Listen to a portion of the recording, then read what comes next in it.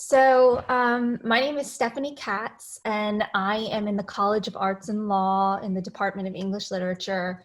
And my PhD is in narratology, specifically looking at a new type of narrative typology that is called circular narrative.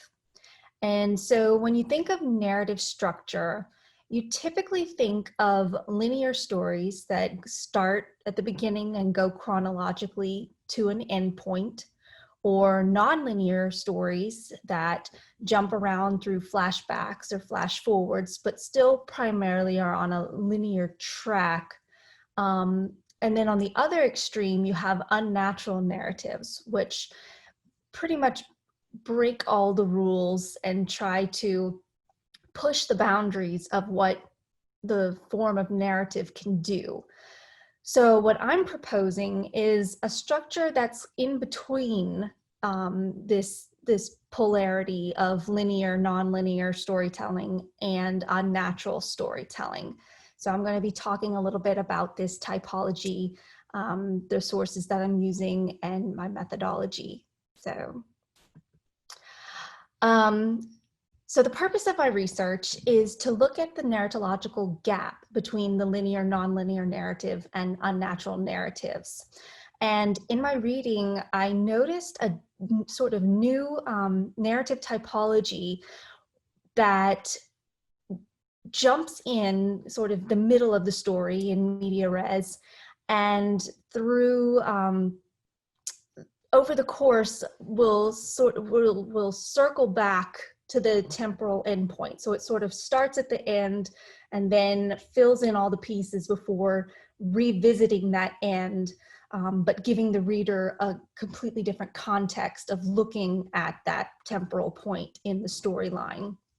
So this was something that I had really, very little has been written about. And in fact, it wasn't until earlier this year that somebody actually published about circular narrative, actually terming it as such and attempting to give a definition. Narratologist Brian Richardson published a book where he discusses circular narrative as a different form of narrative classification. But Richardson's definition of circular narrative is quite different than the definition that I had come up with in my research. Richardson's circular narrative fits more with stories such as Groundhog Day or Source Code, where you have the same temporal span that is repeated over and over and over, and each repetition cycle adds something new to the story that changes the way the audience perceives it.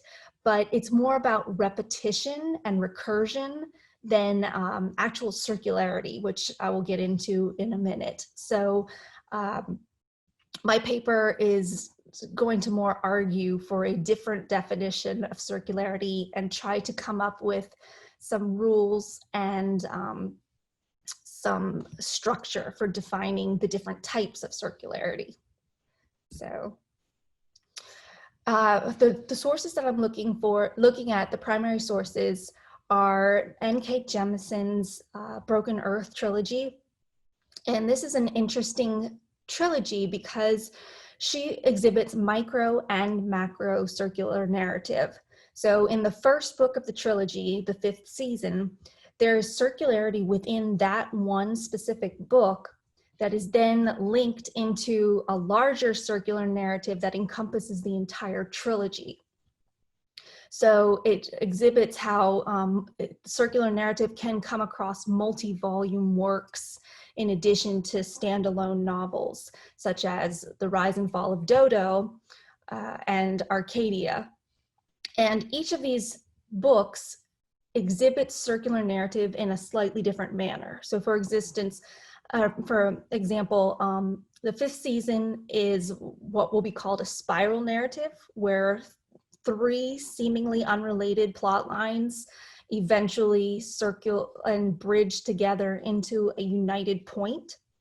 The entire 5th season, the entire Broken Earth trilogy will circle back on itself in a closed circle narrative, very similar to Dodo, but it does so over multi-volumes, and whereas Dodo is a standalone novel. But the closed circle starts and ends at the same temporal point and fills in the material, like I said earlier, that gives completely new context to the ending point once you arrive back at it later on in the reading process.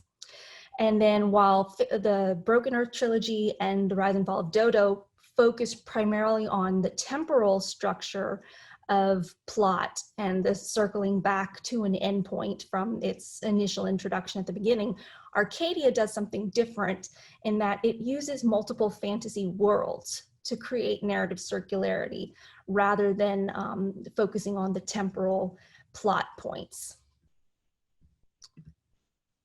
So there are 4 primary criteria that I've arrived at that a narrative must possess if it's to be characterized as circular. So the first and perhaps most important is teleological retrospect, which is that looking back on an event from a future point in time.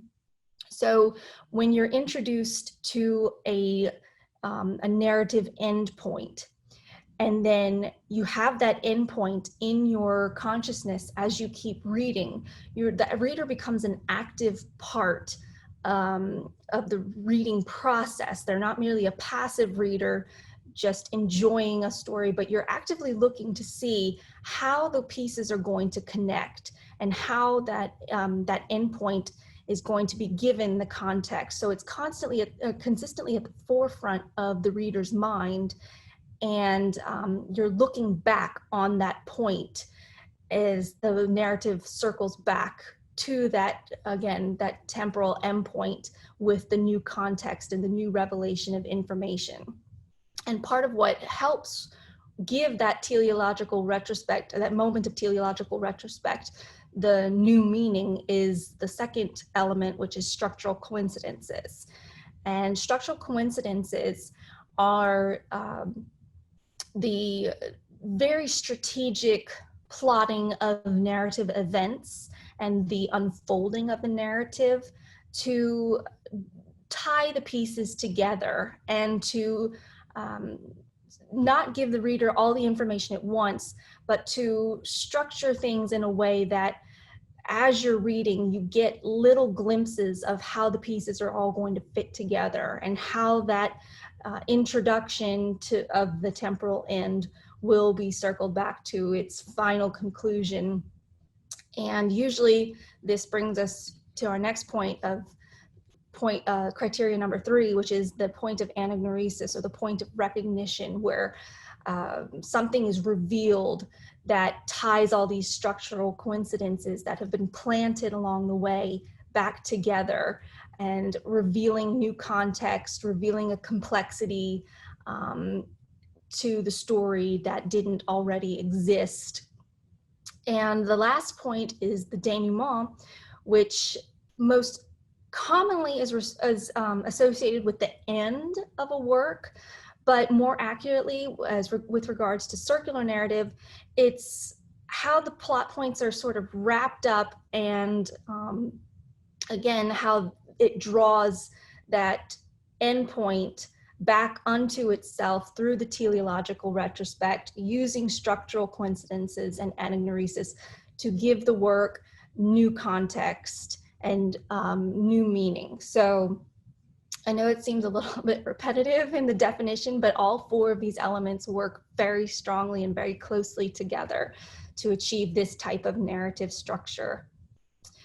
And so it becomes necessary at this point to illustrate the difference between fabula and Suzette, which are the 2 types of, if you think of one as the plot and you think of the other as the discourse of the plot or the presentation of the plot, you can see the levels of how the circularity can be applied. So to give a brief definition, the fabula is the imaginary construct we create progressively and retroactively, which embodies the action as a chronological cause and effect chain of events within a given duration and spatial field. So in other words, the fabula is always going to be chronological. It's the mental reconstruction of event to understand the sequence of events and the cause and effect.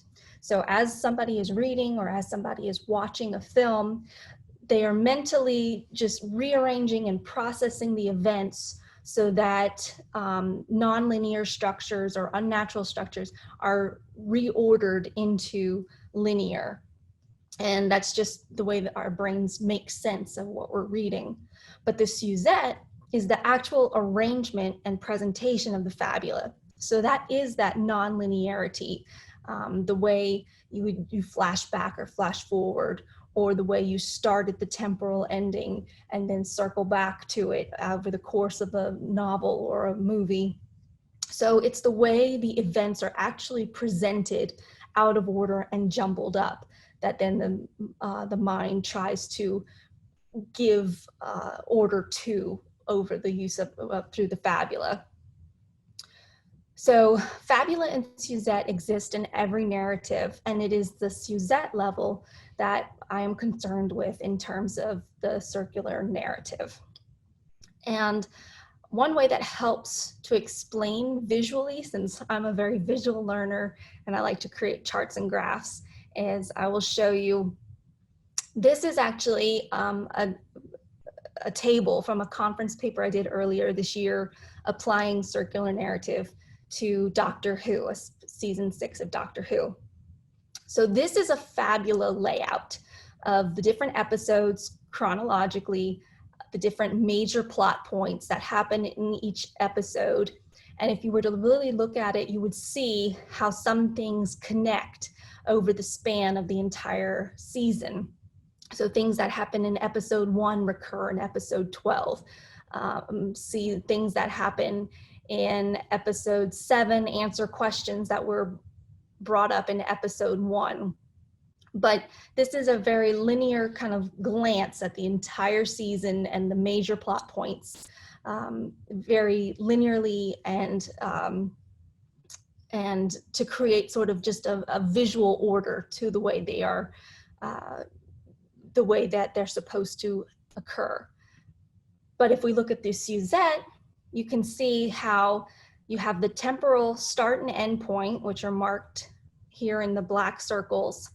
And over the course, if you were to take those same plot points that were just on the other chart and you map them in the way that they are presented, you'll see how the shape changes, and things that didn't seem to have initial connections are actually connected through the progression of the plot and through the way it's presented to the audience, keeping in mind the teleological retrospect, where you have the end of the fabulous season, and then circling back and filling in the pieces of how the plot got to that end point, to where when you arrive back at that event over the towards the season finale, you see that same event repeated, but with a completely different understanding of all the structural coincidences, everything that happened over the course of the season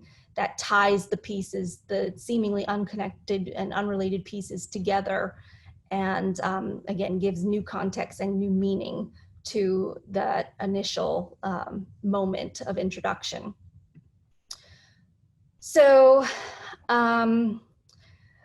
like I said, until the recent publication by narratologist Brian Richardson, there was other attempts to characterize a circular narrative by theorists such as Jan Alber, and Brian Richardson is a major one. But ultimately, the only material that I could find in support of such a narrative structure was not more than a line or two. As you can see through these quotes, this was the extent that was written in various textbooks on narrative structure and narratology until Brian Richardson's recent publication earlier this year. But even so, his definition is still very limited, and his examination of circular narrative is still very short and brief, as he chooses to write about an entire sequence of unnatural narrative structures. And that's another point we disagree on, is he believes that circular narrative is an unnatural structure. And I believe that because it has rules and because it has form and because it has those elements of the teleological retrospect, the structural coincidences, the anagnorisis, and the denouement, it gives order and structure to the narrative, which unnatural narratives typically don't follow those types of rules and structures. So, but this is a narrative form that is still relatively new, and there has not been a lot of extensive writing on it. So that is the purpose of my research paper, is to create a definition to give different forms, or to illustrate and explain the different forms, as we talked about earlier with the spiraling circular narrative in Jemison's fifth season, the closed circular narrative in the Broken Earth trilogy as a whole, and the rise and fall of Dodo, the circularity of worlds in Arcadia. There's also structures such as the infinite loop, which continues to circle on back towards itself, in that the sequence of events can never be disrupted, lest it completely change the way the narrative is set up. And so it must continually be self-propagating in a way. So these are all forms of circular narrative that have yet to be written about, yet to be discussed. And so the overall purpose of my paper is to sort of create a legitimate definition and typology for this narrative structure. So as we circle back to my opening graphic, I want to thank everyone for their time and interest in my presentation. And I would love to answer any questions or take any recommendations. If you have an idea of a narrative that might be circular, it's always fun when I talk about this to see what people have read or watched that they think fits this model, that I can then look at and perhaps include in my study. So I will stop. Thank you very much. Thank you, Stephanie. It's a very interesting presentation. And let's see. Just like I got this is probably the question from Makwa. I have not watched Dark on Netflix. Dark. So it might be probably a kind of sort of circular. Yes, please. I was going to say Dark might fall into it. It'll be massive spoilers right now. And anyone who wants to watch it, maybe cover your ears. There's like three or four different timelines that mix. And so that, I don't know if that'll actually fit. I don't know much about your research topic, but it's complicated. It's real. I mean, it's in German, so with subtitles, right? You're trying to read and you're trying to follow it, but there are multiple characters with multiple different timelines, which I think is similar to Doctor Who. I've never watched it actually. So Doctor Who I've never watched. Dark I did watch, and it's got a couple of seasons out. So and then just where the characters go, and then sometimes the fact that they meet up with themselves as well. So right. There's a lot of very twisted, you need to sit down and kind of think about it. You don't get to turn off when you're watching that show. So that may help, I don't know.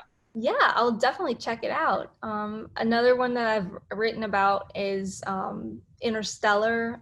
Exhibits circular narrative, and actually it exhibits that infinite loop structure that I was talking about, in which the series of events has to keep occurring exactly the way that it occurs the first time that you're watching it, in order for the ending to again be consistent with each viewing and each thinking about that. So if dark kind of follows that. And so Interstellar is one, and then Inception is another form of circular narrative. And I've been dying to see Chris Nolan's newest film, but theaters are still not open necessarily where I live with COVID. So, but he's kind of a master of circular narrative in the film world. Any other question from the audience? Okay, so I got a question for you, Stephanie. Like Okay. for me, from outside of the linguistic, I'm really like interested in the category of narrative. I never heard of a non-linear or linear narrative or circular narrative. So do you think there are any trends of narrative category you mentioned? For example, like these days, major movies followed circular narrative, or just like like TV series in 1990s followed linear narrative or something like that. Is there any trends of these narrative categories? I mean, I would think circular narrative is, on the grand scale of, you know, the history of narrative, it is newer. I can find examples as far back as the 1930s. To Kill a Mockingbird is actually an example of a closed loop narrative. If you read the first page, and I don't know if anybody's not read it, but spoiler alert, it starts with this odd reference to Jem Finch's broken arm, and then drifts away from that, and you never really think about that again until much later on towards the end of the book, where you finally realize how he broke his arm and why then the author decided to start with that particular point. And so that's the earliest one that I've been able to kind of locate. As far as film goes, you know, I'm sure there are circular narratives further back than really I've been looking at very contemporary pieces, but one sort of genre that lends itself to circularity is the detective piece, because you usually start out with the crime, and then you circle back to how it happened and what led up to that moment of the crime or the murder. And so I would imagine there probably would be some examples, maybe with Poirot. I have not really had time because I'm looking primarily at science fiction and fantasy for my dissertation. I have not really looked at the detective fiction genre as much, but that is something in my readings that seems to really lend itself quite easily to this narrative structure. Thank you.